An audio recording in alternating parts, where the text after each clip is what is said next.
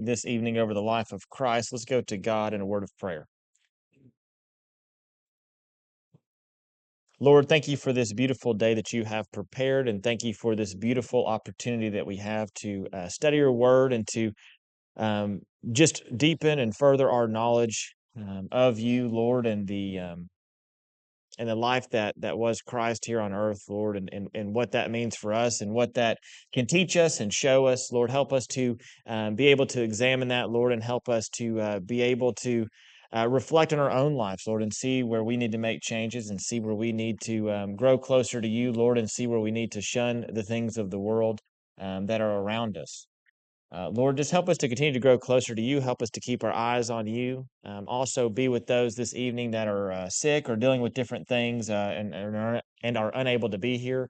Lord, just be with them and then be with us to help encourage them as well. Lord, and just bless this study, Lord, and help us to always be ready to learn further about the truth that we can find in your word. It's in Jesus' name we pray. Amen. So, as Brian kind of I guess he ruined the surprise. I don't think anyone saw it coming. We are talking about the life of Christ this evening. Maybe to visitors that came as a surprise. Although if you've been here in the last calendar year, we were talking about the life of Christ, so maybe not.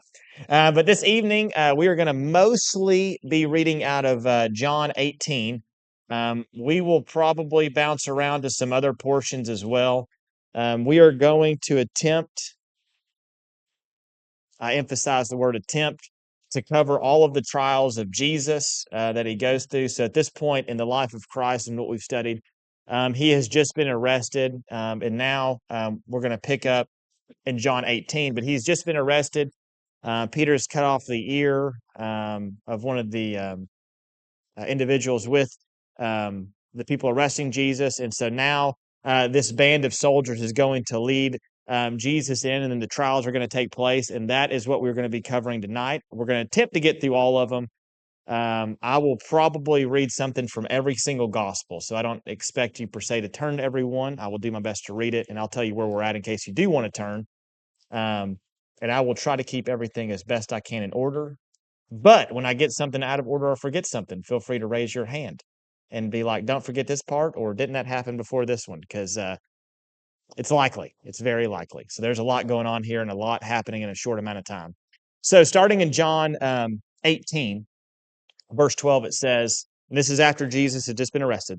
So the band of soldiers and the captain and the officers of the Jews arrested Jesus and bound him.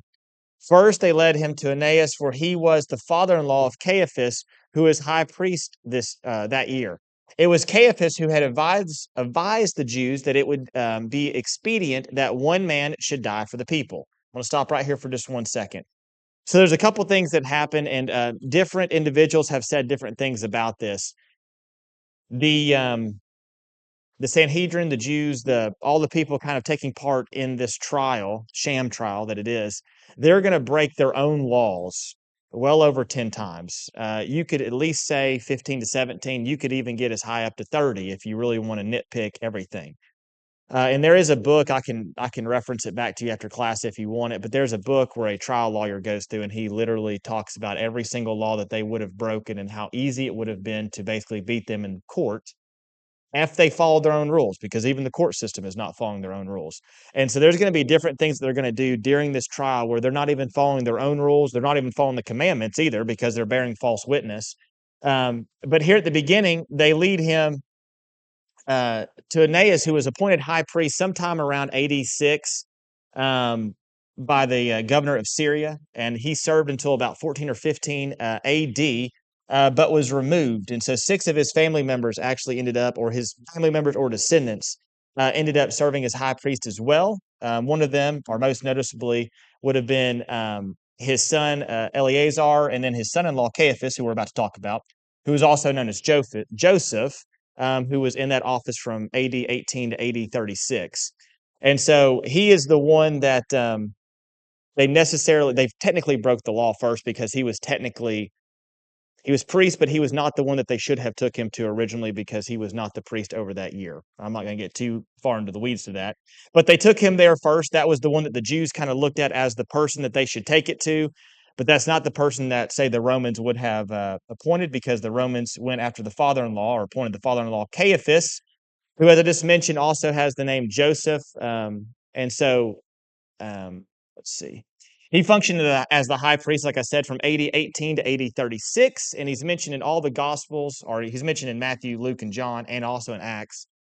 And he's mentioned several times throughout the New Testament. Mark does not mention him by name, but he does call him the high priest. And so they go to Aeneas first, because he was the one that they kind of viewed as the high priest.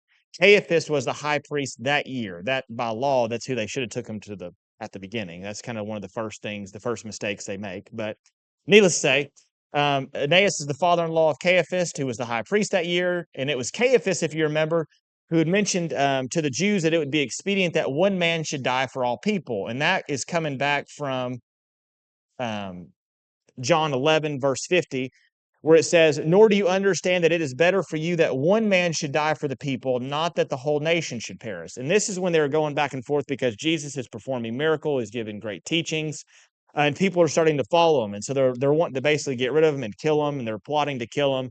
And that's when he makes this comment. Um, and so he makes that comment, and they go to Aeneas, and then it goes on in verse 15, and it says, "Simon Peter followed Jesus, and so did another disciple." Now, this other disciple, we'll talk about this in a second, most likely John, based off of some of the other records and things you could find, most likely John. So Simon Peter followed Jesus, and so did another disciple, we'll say John.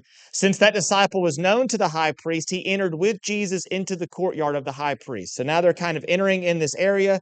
They go on in, and in verse 16, we get a little bit more context. It says, "But Peter stood outside at the door." So the other disciple, again John, who was known to the high priest, went out and spoke to the servant girl who kept watch at the door, and brought Peter in. So John goes in, Peter's there, then Peter comes in. The servant girl at the door said to Peter, this is verse 17 of John 18, uh, said to Peter, you also are not of this man's disciples, are you?" He said, "I am not." Now, if you remember, Peter, he made two recent promises. One, he said that he was going to protect Jesus if they tried to arrest Jesus. Did he do that? He sure gave it his best, didn't he? So he did protect Jesus. The other thing that he said he was never going to do was what? He was never going to leave. He was never going to deny, right? Now, did all the disciples leave? We got that at the end of our context last time, right? He gets arrested, they disperse. Now we have this, they're following kind of off in the distance. Um, so Peter kept the one promise, but now he's about to fall straight in, and he's going to miss the promise that he really should have been keeping, right? And he says, so he lies at the start. He says, "I am not." And so the servant girl asks, he says, "I am not." Then in verse 18, it says, "Now the servants and officers had made a charcoal fire because it was cold, and they were standing and warming themselves. Peter also was with them, standing and warming himself." Now, this story that we're going to kind of have unravel with Peter takes place over several hours. And I'm going to reference the Gospel of Luke as well, because we get a tad bit more context there. But it's taking place over several hours. So it's not like this is all just like boom, boom, boom. Although it is rather quickly, because all of this is going to take place really quickly. They're doing this on one night, then morning is going to break, and then they're going to kind of keep it, and it's going to go into the next morning, and then it'll be finished, here within essentially 24 hours or so. So they have this fire going. Peter makes the first denial, and Peter's staying there with them. And so it goes into verse 19, and it says, "The high priest then questioned Jesus about his disciples and his teachings. Jesus answered him, and he said, 'I have spoken openly to the world. I have always taught in the synagogues and in the temple, where all Jews can come together. I have said nothing in secret. Why do you ask me? Ask those who have heard me what I said to them. They know what I said.'" Now I'm going to stop right here for just one second.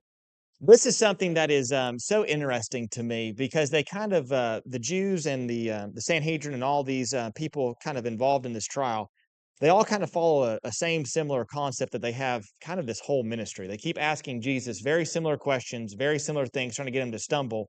And every time it's like they just forget that they just tried this same approach and it failed then. But here he gets this question, and Jesus' response is so simple because if you remember what has happened literally 3 and 4 days ago, he was in those synagogues teaching them. He was telling these exact same things. And even several days before that, if you go 10 days before the cross, he's still teaching them these things. I mean, it's been over and over and over again. And when they have gone to arrest Jesus previously, what have they done? Why have they not arrested him? What were they afraid of? The people. They were afraid of the people. Other times, Jesus has kind of escaped out of the crowd. They've been afraid of the people because, well, if we take him now, the people are starting to listen to him. They might think bad of us, this, that, and the other. And sometimes they'll be like, man, have you heard this guy's teaching? And then they'll take a report back, because his teaching has such authority. And so Jesus makes this comment and he says, well, I've spoken these things openly to the world. That I've taught in your synagogues, which is true, and in temples, which is true. When he comes into Jerusalem, where is the first place he goes? He makes his triumphal entry. Where does he go? Straight there, doesn't he? He didn't waste any time. He went straight there. Now, he wasn't there very long that first day because it was already night, but he goes there. He goes back the next couple of days. He ends up flipping a table there this final week. Um, and so he's taught in these places where all the Jews have come together, and he says, I have said nothing in secret.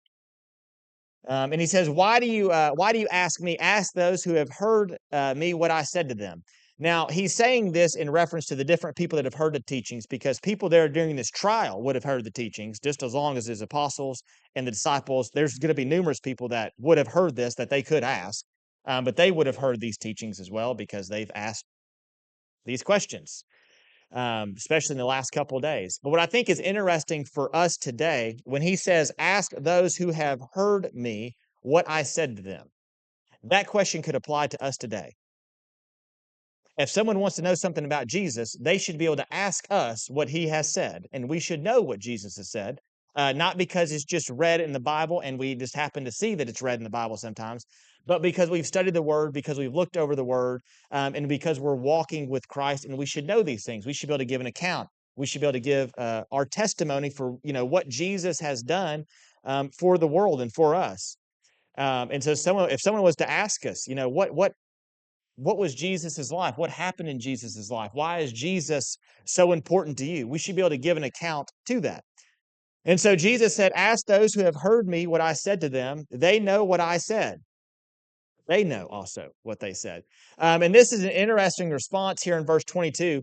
When he said these things, one of the officers standing by struck Jesus with his hand, saying, is that how you answer the high priest?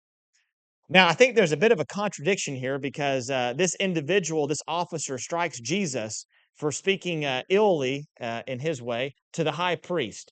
And essentially, what he just did was strike the high priest for speaking to an earthly high priest the way he didn't like it, is basically what just took place. And so, only if this officer would have just taken the time to listen to the person that was speaking, he might not have struck the high priest, the real high priest, the true high priest, over talking to a earthly high priest. And so Jesus answered him in verse 23, and he says, if what I said is wrong, bear witness about the wrong. But what if I said is right? Why do you strike me? Now, this is something that's going to play out over and over and over again. It's played out his entire ministry. Do they try to argue Jesus here at this moment? He doesn't try to argue him. He instantly hits them. Do they try to say that's wrong? They'll just yell out, and we'll see this in a second. They'll just yell, that's blasphemy. We've heard enough. That's blasphemy. And then they're going to change the charges time and time and time again. They don't just bring one charge. They get to one and they're like, change course, and they'll go and they'll change it to a different charge. They'll modify it to kind of get what they want. And here Jesus said, if what I've said is wrong, bear witness about the wrong. Can they do that? Will they do that? Absolutely not. I mean, they are so heels stuck in the ground. They are ready to die on this hill. And boy, they are just missing something so great right there before them. And then he says, but if what I said is right, why do you strike me? So then Ananias sent him bound to Caiaphas, the high priest. So they have this kind of short conversation. Jesus gets struck for the first time. And the guy says, don't talk to the high priest like that. Any questions or comments just yet? I know I'm probably going like 1,000 miles an hour. Oh, I got it. That's okay. So faster it is. All right, in verse 25, so now Aeneas has gone to, or he sent him to Caiaphas. Says, now Simon Peter was standing and warming himself. So remember, this is still kind of going on as these trials are going on. This is all kind of simultaneously happening. Standing and warming himself. So they said to him, are you also are not one of his disciples, are you? He denied it and said, I am not. Now, how many times is that Peter denying? It's twice. We're at twice. So then one of the servants of the high priest, a relative of the man whose ear Peter had cut off. This part I think is kind of just, I just try to be like a fly on the wall. I guess there's not a wall in this per se. But maybe I'm like a fly, like sitting on the bench next to the charcoal fire. I don't know. Maybe I'm just flying in the air, just listening to this conversation. But it just has to be wild. Whose ear did he cut off? Malchus. Okay, so Peter cuts off Malchus's ear. Jesus is there. Now, think about that for just 1 second. So Peter denies it and he says, I am not. Verse 26, one of the servants of the high priest, a relative of the man whose ear Peter had cut off, asked him, did I not see you in the garden with him? Now, what happened? Jesus was in the garden. He prayed 3 times. They come out of the garden. Peter says, the betrayer's at hand. They come out. Boom, there is Judas. Judas kisses him on the cheek. Peter cuts off the ear. He's not aiming for the ear, but he cuts off the ear of Malchus. And then Jesus says, put down your sword. But Peter again denied it. And at once a rooster crows. So now there's your third denial. That bit about Jesus put the ear back. Yes, we do have that as well. So what I think is so wild about this whole scenario is here is Peter denying Jesus. And this relative comes up and he's like, did I not see you in the garden? Were you not the guy that cut off my relative's ear? Because you look like him, maybe you have a twin. I'm not 100% certain. And it's just, it's one of those things that's just like, to kind of imagine this conversation unfolding is just so wild to me. And so Peter again denied it, and at once the rooster crowed. Now before, I might have missed it. It is in Luke. Let me go back up and find it. Okay, I'm going to read Luke's account because Luke gives us just a little bit more. So just bear with me. This is in Luke 22, starting in verse 54. So they seized him, that being Jesus, and led him away, bringing him to the high priest house. We just talked about that. And Peter following at a distance. And when they had kindled a fire in the middle of the courtyard and sat down together, Peter sat down among them. A servant girl, this is the first denial, seeing him, sat in the light and looking closely at him, said, this man also is with him. But he denied it, first denial, saying, woman, I do not know him. And a little later, someone else saw him and said, you also are one of them. But Peter said, man, I am not. After an interval of about an hour, still another. So this kind of gives you a time frame. It's taking place over a little bit of time, but not a lot. So another person, after an hour, saying, certainly this man also is with him, for he too is a Galilean. Which I think they maybe have said that on a little bit on purpose. We'll get to that here in just a little bit. But Peter said, man, I do not know what you are talking about. And immediately, while he was still speaking, the rooster crowed. And here's the kicker in verse 61 of Luke 22. And the Lord turned and looked at Peter. That might be one of the most heartbreaking verses in all of the gospel. I mean, now I want you to think about this for a second because we're going to see 2 different things unfold. We're only going to talk about one of them tonight.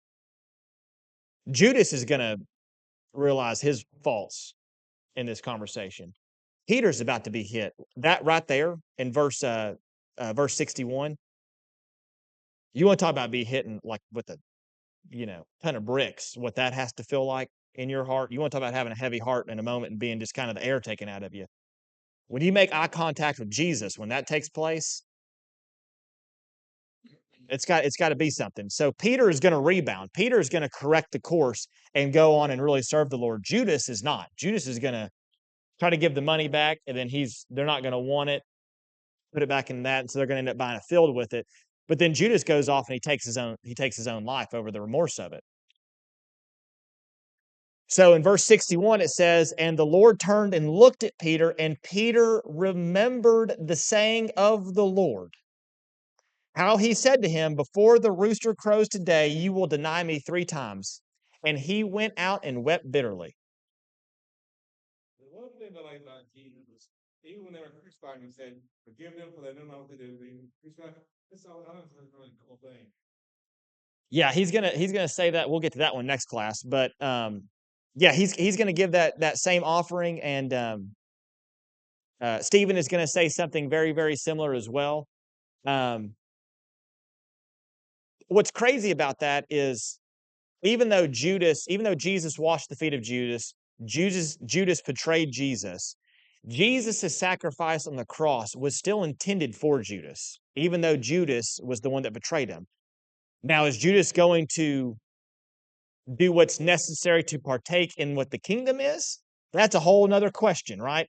But does Jesus want Judas to get there? Well, he wants all creation to get there. That doesn't mean all are going to get there, but that's what Jesus desires. The same thing that he desires Peter, even though he has just made eye contact to Peter. You know, we get this story here where it says in verse 62, "And he went out and wept bitterly." Imagine how Jesus is feeling at the exact same time. I mean, I bet you want to talk about weeping bitterly and having remorse. Boy, Peter's got to have it at this moment. You can probably hear that crying from miles away, you know? And as our brother just mentioned, Jesus, when he gets to the cross, is still going to say, "Father, forgive them, for they know not what they do." And he's still going to want, even the person that pierces his side, he's going to want forgiveness for them as well. That doesn't mean that they're going to pick up the forgiveness that's offered to him, but he wants it there. Do you have a question as well? Peter, if we look at Peter, and Peter was expecting an earthly king. He was willing to lay down his life, sacrifice for it. But when Jesus was going to be crucified, he didn't understand it. Yeah, I think Look at his mind that reading it down. Yeah, I think there's some things going on here where I think it's not come full circle to the apostles yet, and there's also a lot that's been kind of going on, and they're kind of just taking it 1,000 miles an hour, and so it's hard to say why Peter would deny him. Was it because he's kind of like, man, maybe Jesus is not really who I thought he was? Because Jesus did tell him that all of them are going to leave him, and they did, and Peter kind of follows at a distance. Was it also that Peter's like, I also don't want to get in that predicament because I'd like to taste tomorrow? Very well could have been. There's a couple of different, things that you could take, but it's all really going to come full circle when you get into the beginning of Acts. And they're going to be like, light bulb goes off. And I think even at this moment, the light bulb starts to kind of go off for Peter. Now, the Holy Spirit's not come down. We'll see that. Jesus talked about that. We discussed it about 3 weeks ago or so, but that'll happen there at the beginning of Acts. But I think Peter's like, Jesus did say that, and it's almost like maybe this is the guy that he told me he was. See, what'd you have? I didn't. Oh, I thought you raised your hand. All right. I thought we were about to get a really good question. Class is over, I guess. I'm disappointed. Um, any other question? You have something, Dale? Well, after the resurrection, he said Peter's completely different. Yeah. After they've got a great deal of courage. Yeah. All of them after they see Jesus resurrected from the dead. Yeah. Point 4 thing gives it that. I missed what verse? Romans chapter 1 verse 4 talks about the impact of the resurrection. If someone gets there before me, by all means, read it. You say 1:4? And was declared to be the Son of God in power according to the Spirit of holiness by his resurrection from the dead, Jesus Christ our Lord, from whom we have received grace and apostleship to bring about the obedience of faith for the sake of his name among all the nations, including you who are called to belong to Jesus Christ. It's a good point, brother. Now, there is we can't forget it. Remember, they were arguing among themselves about who should be the greatest. Yeah. At the Passover. So. Yeah, and that's only That's Thursday night. Yeah, it's not very far from. Friday morning to them. Yeah, it's not very far ahead of this, or behind this. I mean, this is all just, it's so quick. They're having this conversation. They're talking about who's the greatest.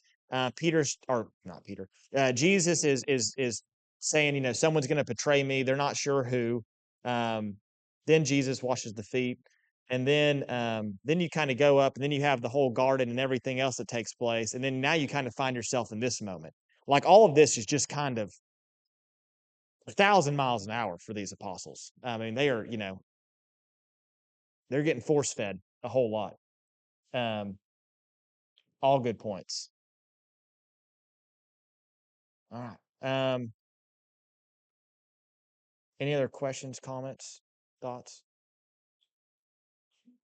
I heard a preacher say one time that he had a problem with Judas being mentioned in the physical life. Who, Jesus did? Judas should have been chosen in the physical life. I think Judas had very, very, very good intent up until the very last bit. We don't know exactly when, but we do know there towards the final week of Christ, he started going to the religious leaders and trying to basically see, what he could bargain. I guess in today's world, he's trying to work out his NIL deal with whatever college he wants to be at, but he's trying to see how much money he can get to basically betray and turn over Jesus. But I mean, when you look at his life earlier, Jesus selected him. Jesus, I mean, he had the limited commission. He went out. I mean, he was following Jesus's teachings. He is talking about Jesus. I mean, he's doing all kinds of things. I mean, he's all in. And he's hearing about Jesus saying you can't love the world or you can't love money and God and all these other things. Yet he still falls into the world temptation of wealth and things of that nature, which is it's one of the craziest things to kind of wrap your mind around, because Judas heard a sermon from the Son of God and still fell into temptation. And then yet there'll be people in the world today that just think, that temptation is just, beneath me. I'd never fall for that, you know. And here's Judas hearing a teaching from the Son of God, and he still fell for it. He still stumbled for it. And so it just goes to show that, A, you can fall away, because Judas sure did. I mean, there he is. He's one of the apostles, and all of a sudden, next thing you know, he's turning over Jesus. But it can also just go to show that it don't matter how good your preacher is. If you don't want to listen, and you don't want to take it to heart, and you don't want to fully live it, and you let the sin of the world creep in, you'll fall just as fast as anybody else would. Katrina, you have something?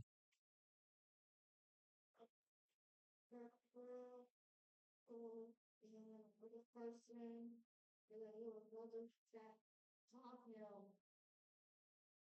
and then you go detail he and word,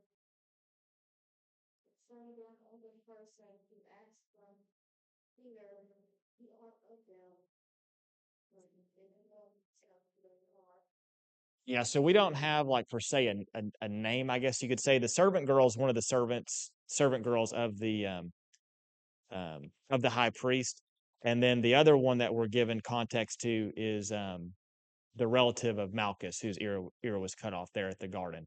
So I'm sure there's been a lot of scholars that have tried to place certain names and things like that, but as far as scripture, we're not given like some hard cold fact. But we do know that there's a servant girl who John, whenever he went in, apparently had talked to. And so I would imagine it's probably that servant girl's the one. That's what it looks like based off the context. And then we're given the relative of Malchus. So those are two of them. And after class, I can give you they're in different gospels where you start to pick apart or see, I guess, who is who. But good question. Was there any other hands raised? All right. Let's see here.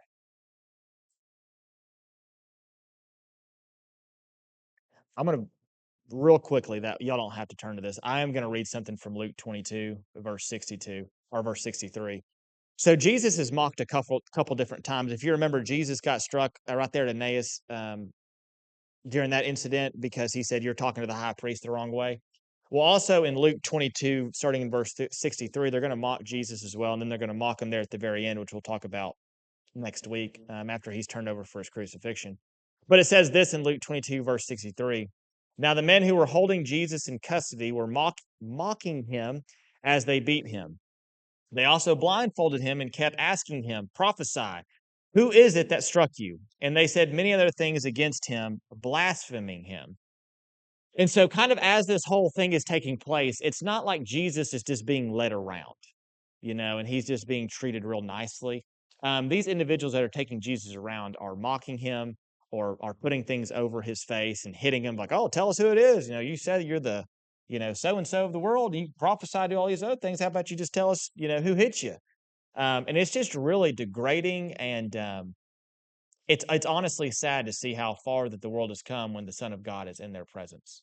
Um, it's just an interesting thing to see. But keep that in mind as you see Jesus kind of being led to these different places. It's not like people are just, I hate to say this, wine and dining the guy. It's not like they're just giving him some kind of 5-star meal and making sure the customer service is off the charts as they take Jesus from one to the other.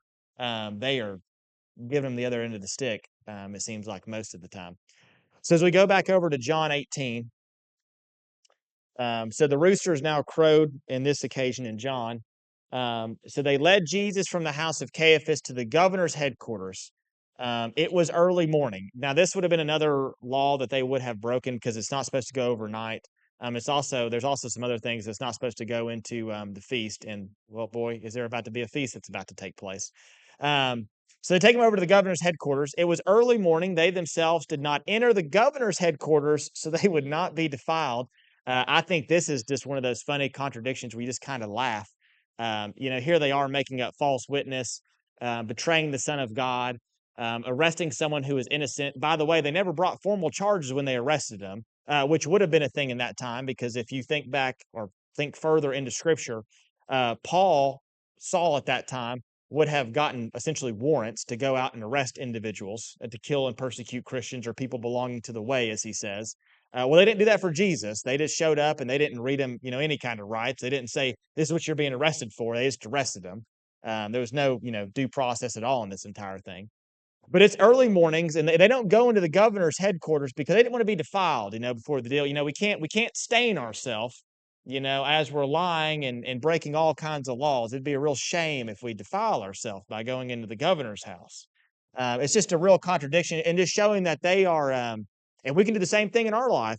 They are cookie cutting all kinds of different things. Not even cookie cutting. I don't even know what they're doing. They're just like cutting out whole passages. They're like, well, this doesn't apply to me today. And they cut it out and they do this over here and they ignore this one, but they'll keep this one. They just got a lot going on in the wrong sense. So they didn't want to be defiled so they could eat the Passover. Verse 29, so Pilate went out and said to them, what accusation do you bring against this man? They answered him, if this man were not doing evil, we would not have delivered him over to you. Um, the accusations they're going to bring up, they're going to say that at the start, they're going to say that he was, not wanting people to worship, Caesar and things like that. He's trying to hinder us from, paying Caesar. Is that what Jesus said? Now he said, "Render to Caesar what is Caesar," which is a lie because that's what one of their charges are going to be. They're going to say Jesus has claimed to be a king. They're going to say Jesus has claimed to rebuild a temple in 3 days, but not with human hands. And they're going to say all these different things. And as you start to unravel it, you can kind of see, they bring up this first charge, but then they change it to, well, now he says he's a king. And the reason they're going to say most likely that he's saying he's a king is because they want to get this group riled up because they're like, well, you don't want Rome to find out that there's a new king in town because then Rome is going to come in. And so there's a lot that's taking place. But they say in verse 30, if this man were not doing evil, we would not have delivered him over to you. Pilate said to him, take him yourselves and judge him by your own law. The Jews said to him, it is not law for us to put anyone to death.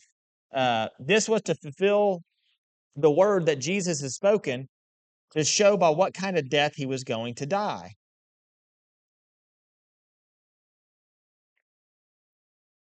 And so this is kind of one of the first trials that you go in to see whenever he gets there with Pilate. And what is so interesting is Pilate's like, well, you're not really bringing me anything. There's not really any good accounts. And what account you are making, it's not provable. It's not real. I can see by looking at this, it's a bad claim. And so, Pilate tells him, well, why don't you take him and do it yourself? And he says, well, it's not lawful for us to put anyone to death, because they're worried about that law, let's not keep the one about bearing false witness, but we'll keep that one. And so Jesus goes on in verse 33, and it says, So Pilate entered his headquarters and called Jesus and said to him, Are you the king of the Jews? Jesus answered, Do you say this on your own accord, or did others say it to you about me? Now, the answer Jesus is going to kind of give here in a second, or Pilate's going to kind of give it back in rebuttal, I guess. This is 100% coming from the people that arrested Jesus. And they're going to say, oh, he's saying he's the king, Pilate. You don't want, the Romans to find out there's another king in town because they're going to come in. And so all this is kind of have to be going on in his head. And so Pilate answered, and he said, I am a Jew, or am I a Jew? Question. Your own nation and the chief priest delivered you to me. What have you done? Jesus answered him, My kingdom is not of this world. Now, this goes into some of the apostles and even the folks here at this time, because they're trying to frame Jesus as coming in and being a king. People had tried to make Jesus a king. Is that what Jesus is here for? No. Was Peter trying to protect Jesus so he could become a physical king? He thought he was. Is that what Jesus is here for? No. He says, My kingdom is not of this world. And praise be to God for that. It's a good thing for us. If my kingdom were of this world, this goes back to Peter right here, my servants would have been fighting that I may not be delivered over to the Jews, but my kingdom is not of this world. In a roundabout way, what Jesus is saying is, if I were to be king of this world, I wouldn't be standing here right now, and you wouldn't be questioning me. Because I'd have had all the angels down here, and we'd have done tore this place up. My apostles would have already taken care of all this. He'd been like, you remember Gideon? How many people he needed to take out all those folks? I don't even need that. If Jesus wanted to be king of this world, he could have been king of this physical world. If he wanted this physical kingdom, he could have had this physical kingdom. That's not what he was after. That's not the will of the Father either. It's a spiritual kingdom. So then Pilate said to him, So you are a king. I guess you're right in a way, right? Not the king that they were thinking, not the king that the apostles at this time were thinking, not the king that the Jews were trying to place on him. He's got a different kingdom. They're missing the point. It's a spiritual matter. And Jesus answered, and he said, You say that I am a king for this purpose. And this is beautiful. You should definitely highlight and circle and underline this one. For this purpose I was born, and for this purpose I have come into this world, to bear witness to the truth. Everyone who is of the truth listens to my voice. For this purpose I was born, and for this purpose I have come into the world. For what purpose? For the truth that he's sharing, for the life that he's about to hand over, for the blood that's about to be shed, for all the events that are about to take place. This is the purpose that he was born. Why? Because of the Father's will. The kingdom was not of the world, but it is in the world. Yep. In the world. And, that's in the Lord's Prayer itself, thy kingdom come on earth as it is in heaven. And so the kingdom is people. It's not land. Yeah. And it's a beautiful point about the kingdom being in this world, not of this world. It's something that we can get backwards when we talk about the word church. And I'll say this, and it's just a bad habit I guess I need to try to break, but I'm going to church. It's really not the best. I know I've said this before. It's really not the best phrase to use. We're going to the assembly. We're going to worship. Who is the church? The people. Yeah, it's us, right? This building is not the church. We call it the church building. It's where the folks of the church meet. We are the church. We are the body, and Christ is the head of that body. And so that's something that we have to think about. And it's also and this is just me. When you say I'm going to church, you're just going to a physical place. You're not thinking that you are part of the church. When you're thinking of the mindset of I'm going to worship, that's active. I'm going to do something. I'm going to lift praises to the Father. I'm going to engage with the Scripture, right? I'm going to engage with the sermon, the message that is brought. I'm going to let that soak in. I'm going to study. I'm going to engage in prayer. I'm not just sitting there as Brian leads a song, not thinking about what the words are. I'm not just sitting there as Dale brings a message or as Michael brings a prayer or whatever's happening. I'm not using the prayer as a time to doze off. I'm listening. I'm engaging in it. I am worshiping. It's an action. It's an active word. So that's something that's good for us to remember as well. Good point, Mark. And I'm by no means in the last minute are we going to finish all these trials. So it was a good thought. And a building is assembled by people, but only people can assemble. It's good. You should So make an assembly. I don't preach, Mark. You should write a poem about that.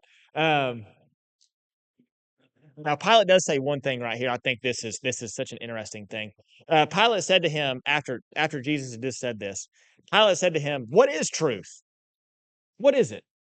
As if they hadn't been hearing truth for the big old long last minute and what this truth just is. And he said, after he said this, he went back outside of the Jews and told them, "I find no guilt in him, but you have a custom that I should release one man from you at Passover. So do you want me to release to you the king of the Jews?" They cried out again, "Not this man, but Barabbas."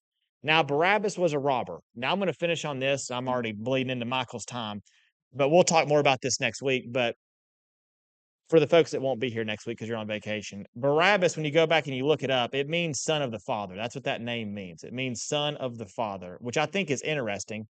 And in sometimes, this is weird, in some of the ancient copies of the Gospel of Matthew, it's actually called Jesus Barabbas, which I think is interesting, that some of them would even translate it that way.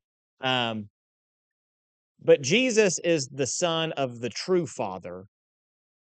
And here they are releasing a man with the name Barabbas, that is, it means son of the Father. And when you look at this, Barabbas is going to be released. And what was Barabbas arrested for? Robbery and what else? An uprising. Your murder, uprising. That is irony. Yeah. And so essentially what the Jews are trying to get Pilate and the rest of them and all them to do is kill Jesus because he's causing an uprising. That's essentially what their charges are saying. Well, he's not allowing us to, to give money to Caesar, which is not what Jesus said. He's saying he's a king. He's saying he's going to rebuild this temple, all these other things. He's causing an uprising. We got to kill this man. But give us Barabbas. That guy, he would never cause an uprising.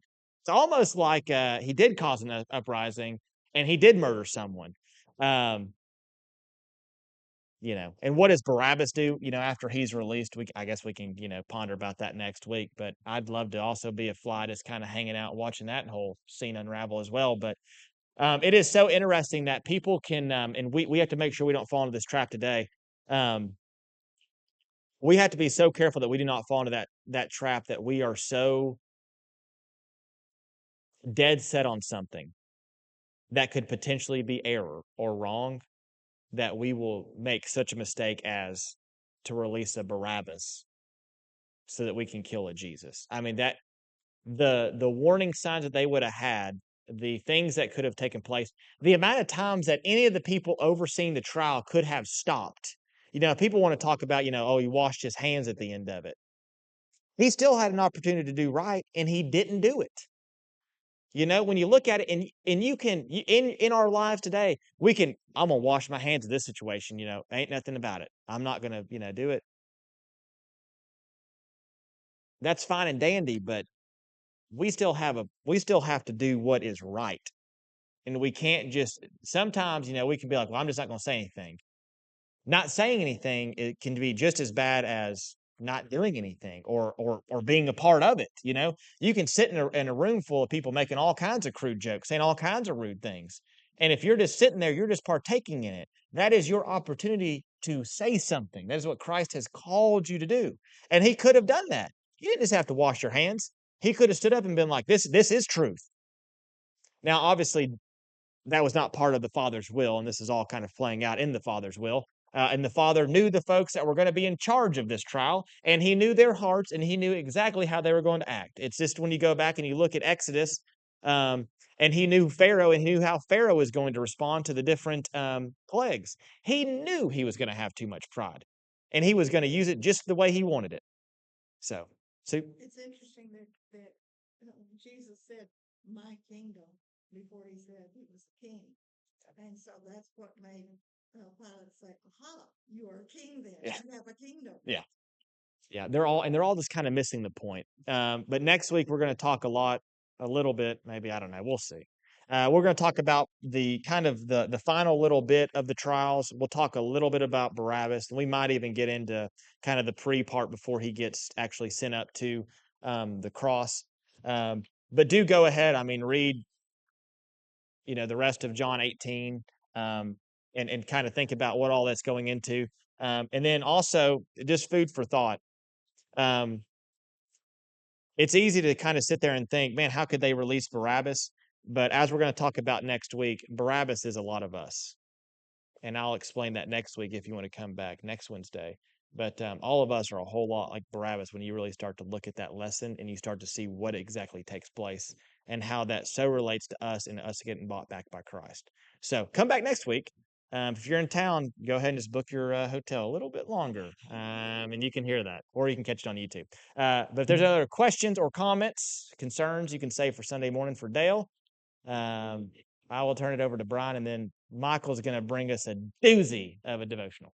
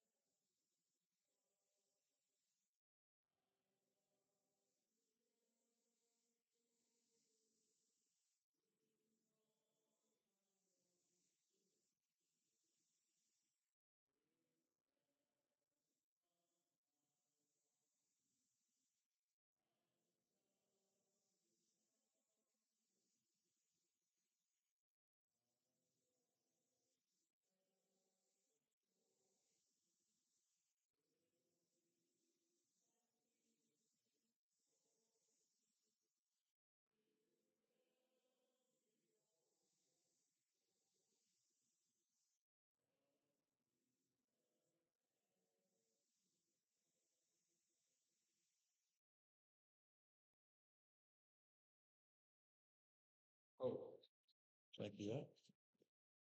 3:45. 345 is invitation song. We'll have to, next elders meeting, we're going to have to talk about Jacob going over time. But so if anybody has a concern, he's sitting right here after class. Now, you can't leave early tonight. You got to stay to the end. I'm going to tell you that up front. Evolution is a hotly debated topic. In the next 5 minutes, I'm going to try to convince you that evolution is supported by real science.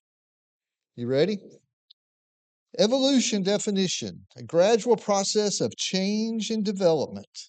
Any net directional change or any cumulative change in the characteristics of organisms or populations over many generations. Changes within a common group. A definition that we use today is we break things down into species. Definition of a species is a common group of organisms that can successfully interbreed and produce fertile offspring. They must continue to exist through reproduction. Currently, we know of approximately 6,700 different species of mammals, 10,000 different species of reptiles, 11,100 species of birds, 8,800 species of amphibians, over 33,000 species of fish, and over 1 million species of insects. Total, that's 1.5 million species, unique groups that can produce fertile offspring and many have not been discovered yet. We continually discover new species.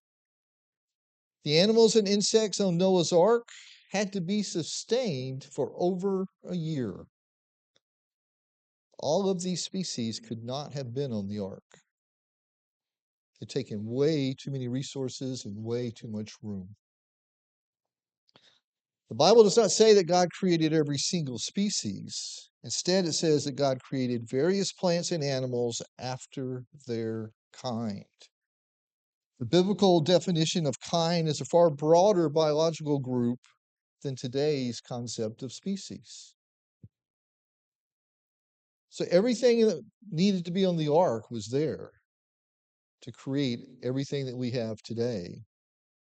But all of the dogs that we know about today, different species, they were not on the ark. All the different cats and breeds that we know of were not on the ark. Horses, donkeys, zebras are all part of the same biological family. Humans have experienced gradual changes over the years. Animals, insects, and plants are constantly evolving. I submit to you, gradual changes within its common biological group due to their environment and the crossbreeding. All of these things are also constantly becoming extinct. They're evolving to not exist. This is all observable, all proven by science. So I would submit to you that microevolution is true and real.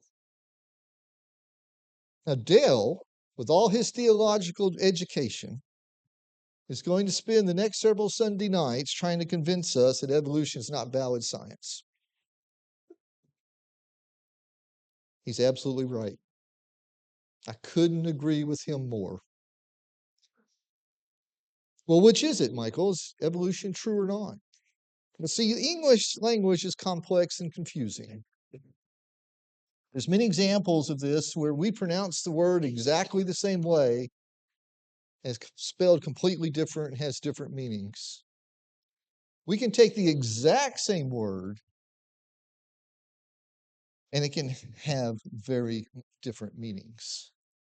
And I think that's what's happening with the word evolution, because another definition is the process by which different kinds of living organisms are thought to have developed and diversified from early forms during the history of Earth over millions of years, called the descent with modification. The idea that species can change from one species to another species over time and share a common ancestor. And that everything started with the Big Bang. This is the Darwin and Big Bang macroevolution definition. This theory of evolution is rubbish, nonsense, malarkey, absurd. Any other word you can think of, hogwash. It cannot be proven scientifically, and it's in direct contradiction to the Word of God. The Bible, the inspired Word of God, explains everything in the first sentence of the book. Genesis 1:1. In the beginning, God created the heavens and the earth.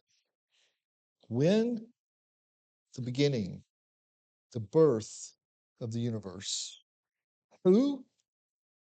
God, all powerful, all knowing, everywhere at all times. The only one capable of creation. How? Created. To make or bring into existence something new that didn't exist before. What? The heavens and the earth, the universe as we know it.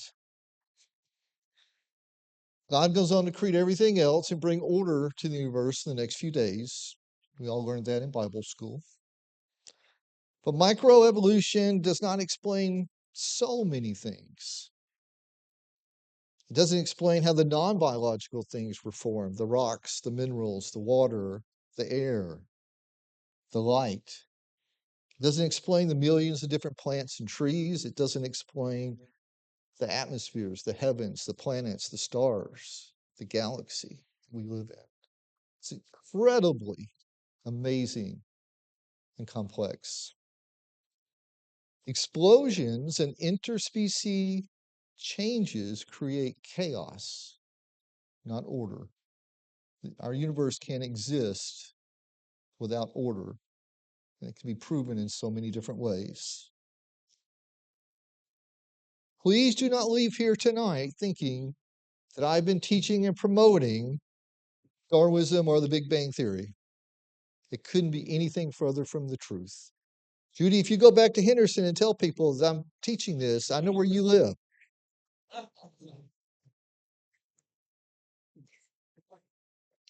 God is the true and only explanation for creation. So please be challenged to think how the English word evolution can be both true and false. And we need to be able to explain this to others. Please be back on Sunday nights or listen online to Dell's lessons on evolution. I think it's going to be a fantastic series starting last week and continuing for 8 or 9 weeks. The teaching of Darwinism and the Big Bang Theory saddens me, to be honest with you. The intellectual resources and trillions of dollars that have been spent, wasted on this foolishness could have focused on making this world such a better place.